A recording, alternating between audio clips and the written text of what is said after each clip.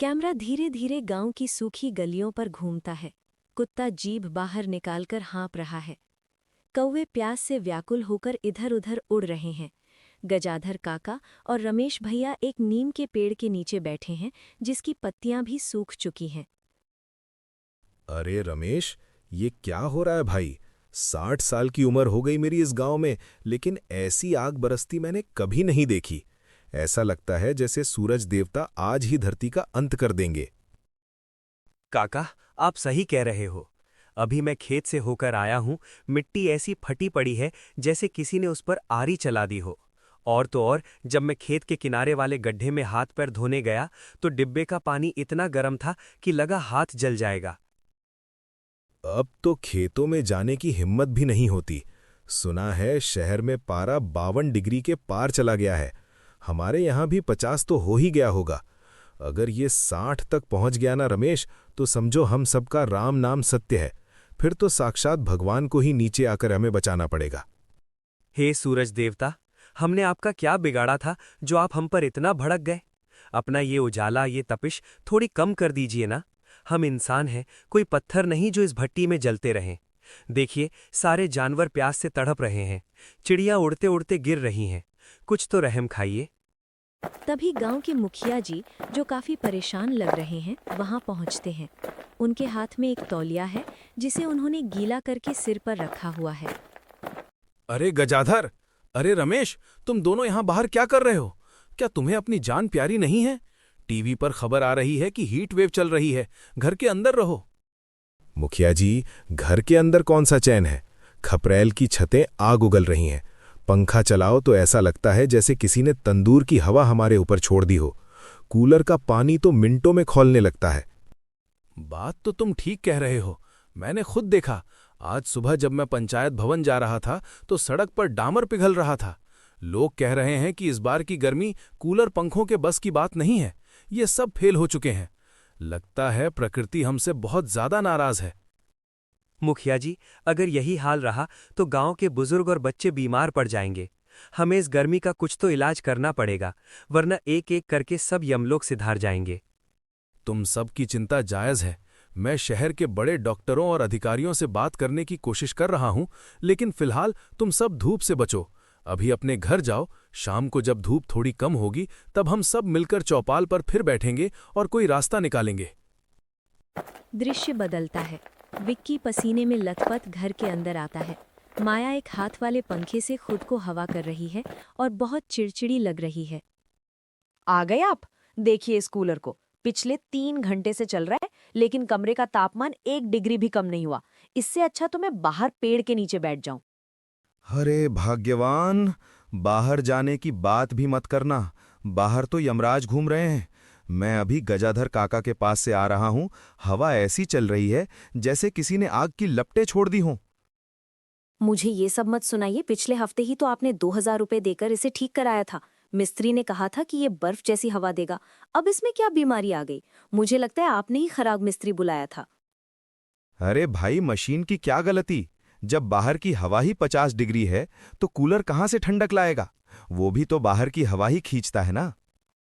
मुझे कुछ नहीं सुनना। मैंने आपसे कितनी बार कहा था कि एक नया एसी लगवा लेते हैं। पड़ोस वाली सुनीता चाची के घर में एसी लग गया है, वो आराम से सोती हैं। बस कंजूसी करनी है आपको। माया, तुम्हारा दिमाग तो खराब नहीं हो गया? क्या तुम्हें पता भी है कि एसी की हवा हमारे शरीर के लिए कितनी खतरनाक होती है? और फिर बिजली का बिल? क्या मैं अपनी किडनी बेचकर बिल भरूंगा? और सुना है एसी से निकलने वाली गर्मी बाहर के वातावरण को और गर्म करती है। ये जानलेवा भी हो सकता है। ठीक है, अगर आप एसी नहीं लगवा सकते तो कम से कम इस कूलर को तो ठीक करवाइए। मेरा दम घुट रहा है इस कमरे में। जाइए अभी बिरजू को बुलाकर लाइए, वरना आज रात आप बाहर बरामदे में सोएंगे। विक्की जैसे ही घर का दरवाजा खोलता है, एक तेज गर्म हवा का झोंका उसके चेहरे पर लगता है। उसकी आंखों में जलन होने लगती है और वो तुरंत पीछे हट जाता है। बाप रे बाप, ये बाहर निकलने लायक मौसम नहीं है। ऐसा लगा जैसे किसी ने जलता हुआ कोयला मेरे चेहरे पर फेंक दिया हो। माया, अंदर से। क्या हुआ? रुक क्यों गए? जाइए बिरजू भैया को लेकर आइए। माया, बाहर बहुत ज्यादा खतरा है। ऐसी लू में मैं बाहर नहीं जा सकता। मेरी जान को खतरा हो सकता है। माया, ताना मारते हुए। वाह, गर्मी का मौसम है तो गर्मी ही लगेगी ना, क्या अब आपको ठंड लगेगी? बहाने बनाना बंद कीजिए और जल्दी जाइए, बिरजू भैया का घर पास ही तो है। अरे कैसी पत्नी हो तुम, तुम्हें अपने पति की जरा भी चिंता नहीं है। अगर मुझे कुछ हो गया, अगर लू लग गई और मैं अस्पताल पहुंच गया तो तुम्हारा क्या होगा? अजी कुछ नहीं होगा आपको, आप तो शेर हैं, और अगर बीमार पड़ गए तो मैं हूं ना, आपको बढ़िया सा डॉक्टर दिखा दूंगी। अब जल्दी जाइए, वरना ये झाड़ू देख रहे हैं ना। अच्छा अच्छा, जा रहा हूं भाई। तुम्हारी जिद के आगे तो सूरज भी हार मान जाए। जा रहा हूं बिरजू को ढूंढने।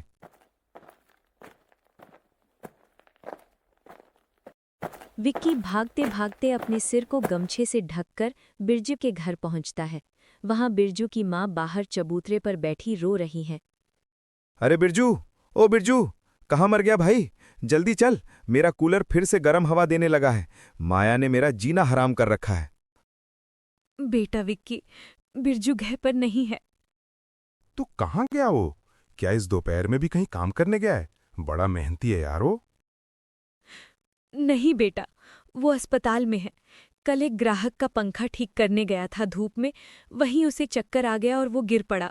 डॉक्टर कह रहे हैं कि उसे बहुत तेज लू लगी है और दिमागी बुखार चढ़ गया है। उसकी हालत बहुत नाजुक है। बिरजू अस्पताल में है? कल ही तो वो मुझसे मिला था। ये गर्मी तो सच में जान ले रही है। काकी, आप चिंता मत कीजिए, भगवान सब ठीक करेगा। मैं चलता हूं, आप उसका ध्यान रखिए।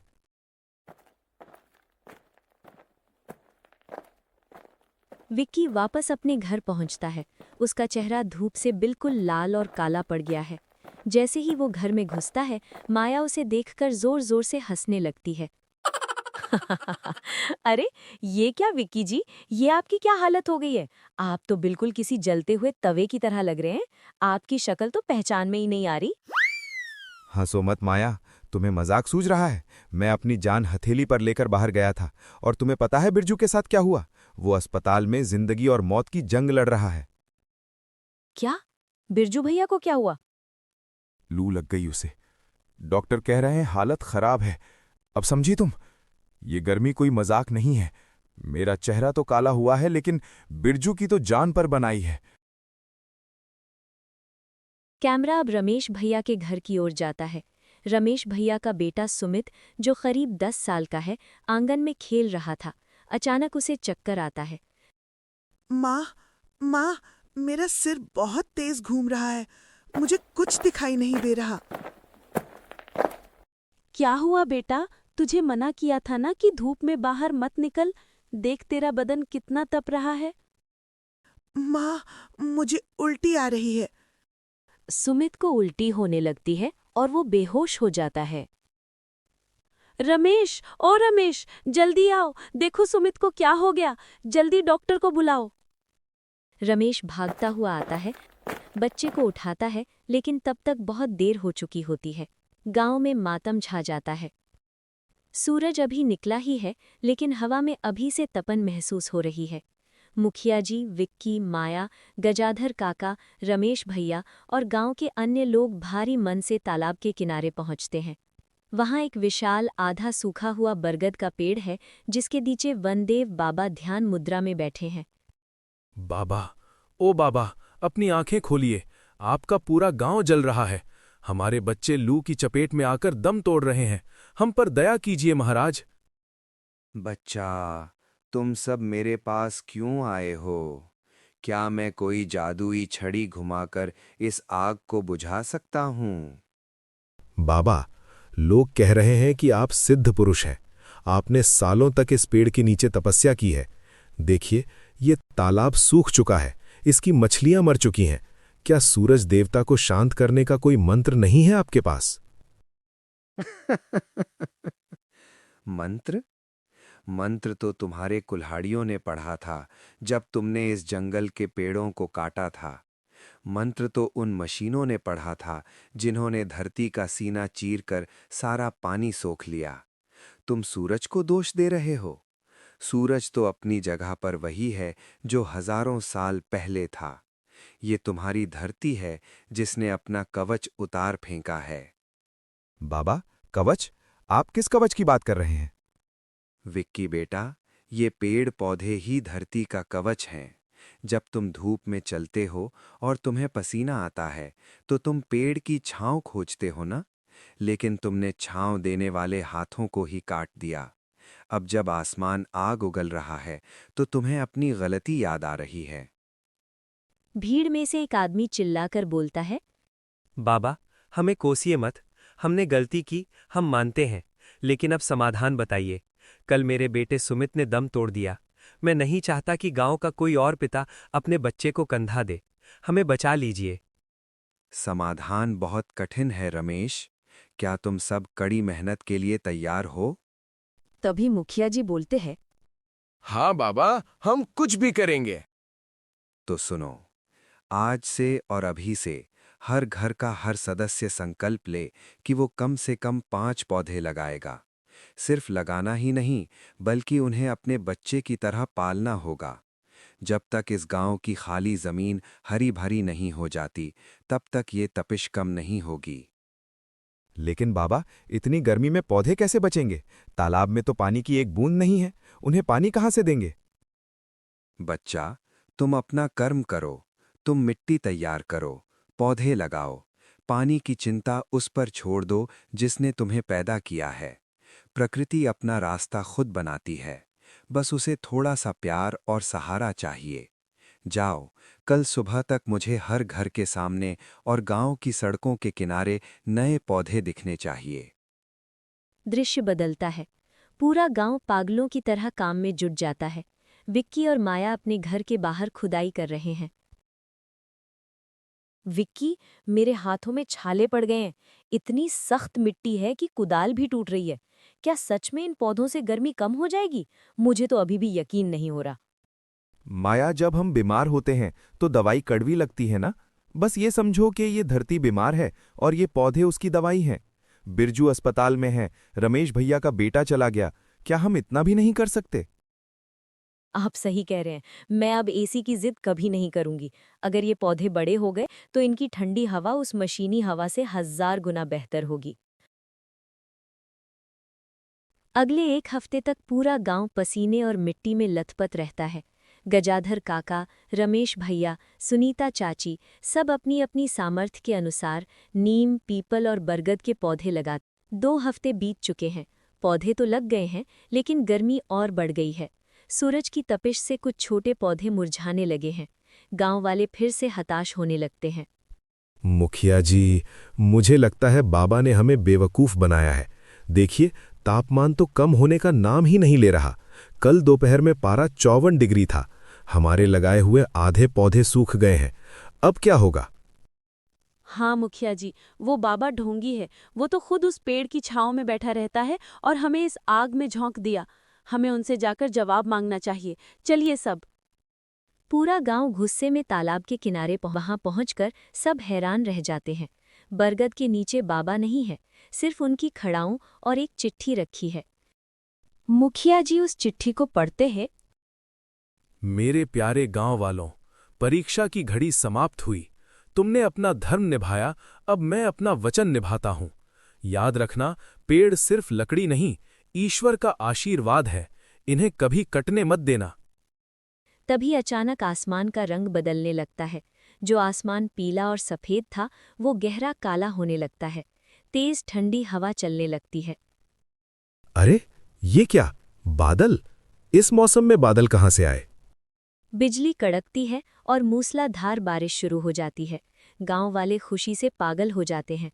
बच्चे, बूढ़े, जवान सब बारिश में भीगने लगते हैं। सुमित, देख बेटा, बारिश आ गई। काश तू आज यहाँ होता। बाबा ने सच कहा था, प्रकृति ने अपना रास्ता बना लिया। 1 साल बाद कैमरा गांव के नए स्वरूप को दिखाता है। चारों तरफ छोटे छोटे पेड़ अब बड़े हो चुके हैं। हर घर के बाहर हरियाली है। तालाब पानी से लबालब भरा है। देखा माया, आज हमारे गांव का तापमान शहर से 5 डिग्री कम रहता है। अब न हमें एसी की जरूरत है, न कूलर की। हाँ विक्की, और अब तो चिड़िया भी वापस आ गई हैं। हर सुबह उनकी चहचहाहट से नींद खुलती है। बाबा ने हमें सिर्फ गर्मी से नहीं बचाया, बल्कि हमें जीने का सही तरीका सिखा दिया। भाइयों और बहनों, यह सिर्फ एक कहानी नहीं है, ये एक चेतावनी है। अगर आप चाहते हैं कि आपके बच्चे खुली और ठंडी हवा में सांस लें तो आज ही एक पेड़ लगाइए। प्रकृति से खिलवाड़ मत कीजिए, वरना एक दिन सूरज की आग सब कुछ राख कर देगी। तो दोस्तों, हमारी वीडियो खत्म होती है और आपको ये वीडियो कैसी लगी कमेंट करके ज़रूर बताना। और हाँ, वीडियो को लाइक करके चैनल को सब्सक्राइब ज़रूर कर देना।